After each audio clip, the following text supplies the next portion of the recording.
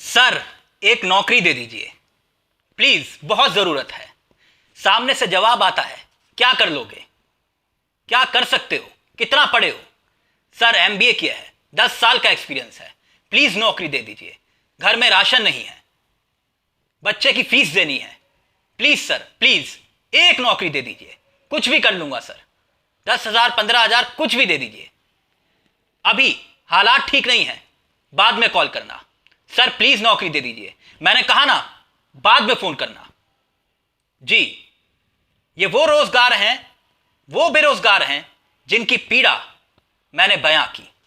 कमोवेश देश के भीतर की वही स्थिति है जहां युवा इस वक्त एक फोन कॉल इसी उम्मीद से करते हैं कि आज नहीं तो कल नौकरी मिल जाएगी।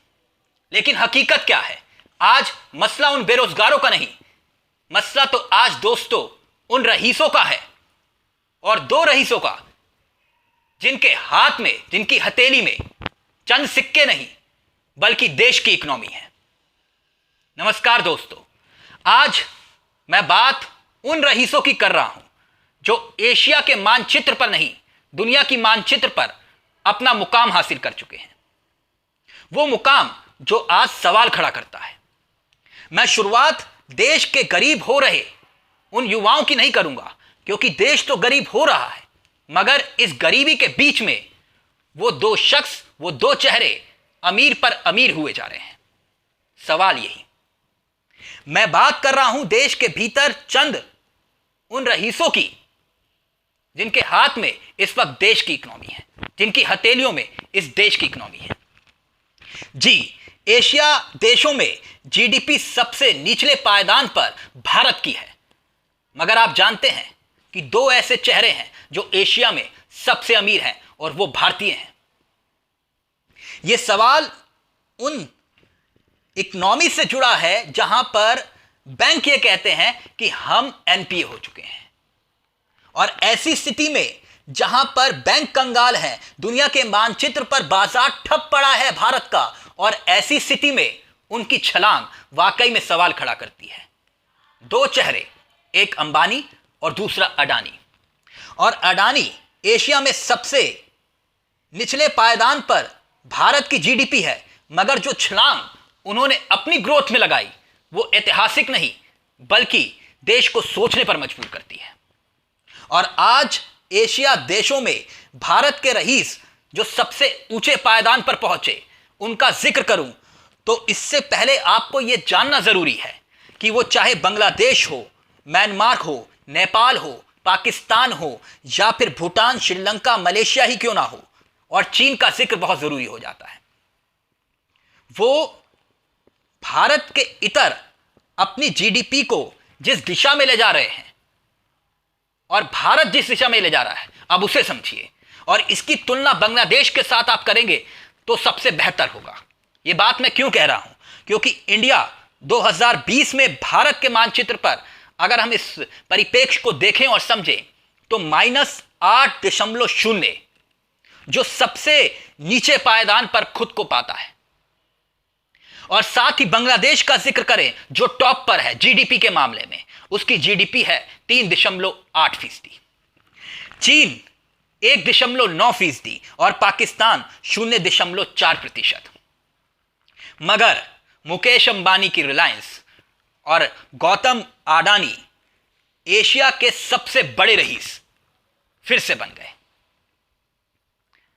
यहां सबसे गौर करने वाली बात है कि लिस्ट में फरवरी तक चीन के एक रईस हुआ करते थे जो दूसरे पायदान पर हुआ करते थे, जांग शनचान।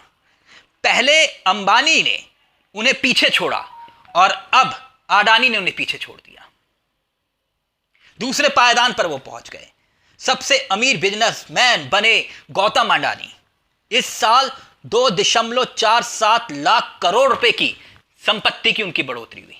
यह ग्रोथ उस दौर में है जिस वक्त देश संकट में है।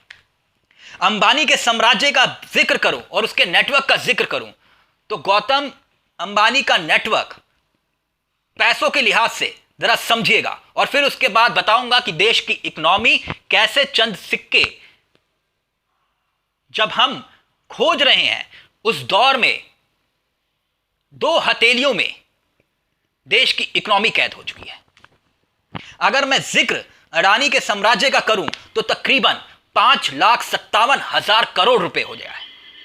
और दूसरे नंबर पर अडानी, क्योंकि पहले मैंने अंबानी का जिक्र किया और अंबानी के साम्राज्य का जिक्र और उसके नेटवर्क का मैंने जिक्र किया जो तकरीबन 5,57,000 करोड़ है, लेकिन दूसरे नंबर पर अडानी 4,63,000 करोड़ का साम्राज्य।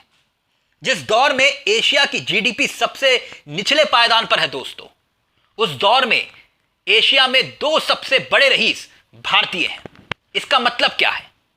इसका मतलब दोस्तों आपको समझना होगा, सीधा और सपाट है।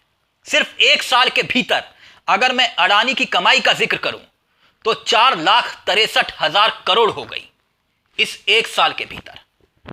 जब जीडीपी गोते खाते हुए माइनस में चली गई, उस दौर में 4,63,000 करोड़ की कमाई अडानी ने की।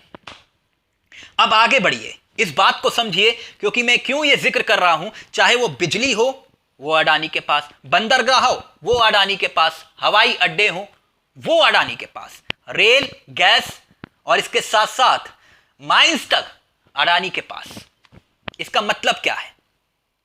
क्या आने वाले वक्त में अडानी अंबानी को भी पीछे छोड़ देंगे? यह अपने आप में एक सवाल हो सकता है, क्योंकि सिर्फ एक बरस में तकरीबन 2,40,000 करोड़ की कमाई उन्होंने की। और आकलन अगर मैं 2014 से करूं, क्योंकि 2014 से इसलिए जरूरी हो जाता है दोस्तों, क्योंकि 2014 से पहले सरकार मनमोहन सिंह की थी और अब नरेंद्र मोदी की है, जिन पर कहा जाता है कि अडानी और अंबानी की सरकार है, दो रईसों की सरकार है। तो ऐसे में आकलन वहीं से शुरू करते हैं दोस्तों। 2014 का मैं जिक्र करूं तो अडानी सिर्फ 51,000 करोड़ की उनकी संपत्ति हुआ करती थी और आज 4,84,000 करोड़। कमाल की ग्रोथ है दोस्तों, कमाल की रफ्तार है। इस रफ्तार से अगर बिजनेसमैन इतनी तेजी से ग्रोथ करें तो इस देश का हालात इस जीडीपी में नहीं जाने चाहिए। इस देश के हालात उस 5 ट्रिलियन इकोनॉमी के सपने की ओर दौड़ने चाहिए थे, जहां आज हर हाथ रोजगार होता, लेकिन ऐसा हुआ नहीं। अब 2,40,00,000 लोगों को जिस वक्त नौकरी के लाले पड़ गए, उस दौर में जिस वक्त में जीडीपी और बेरोजगारी दर चरम पर पहुंच गई, जिसका मैंने जिक्र किया, 2,40,00,000 जिनकी नौकरी चली गई, आज वो नौकरी की तलाश में है, लेकिन यहां कुछ रईसों की आमदनी बढ़ रही है। इससे किसी को आपत्ति नहीं होनी चाहिए, क्योंकि 2014 से 2021 के इतर उस दौर को भी आपको समझना होगा जब 1988 में अडानी ने अपनी कंपनी की शुरुआत की थी 5 लाख रुपए से, और आज 17,000 लोग उनके साथ काम कर रहे हैं या उनकी कंपनी में काम कर रहे हैं। भारत की इकोनॉमी जिस दौर में नीचे जा रही है, उस वक्त देश के अमीर अमीर होते जा रहे हैं। सवाल यह है कि चंद हाथों में, चंद मुट्ठी में क्यों कैद हो रही है इस भारत की इकोनॉमी? जरा सोचिए, जब बंदरगाह, बिजली और जिस दौर में हालात यह हो जाएं कि सरसों का तेल 180 के पार हो जाए और सवाल ना हो, महंगाई चरम पर हो, और उस स्थिति में चंद अमीर अमीर होते जा रहे हैं, बंदरगाह से लेकर बिजली और बिजली से लेकर घर की उस हर कीमत पर उनका कब्जा हो, तो फिर सोचिए सरकार किसकी? जरा सोच कर देखिएगा दोस्तों। नमस्कार, जय हिंद, जय भारत।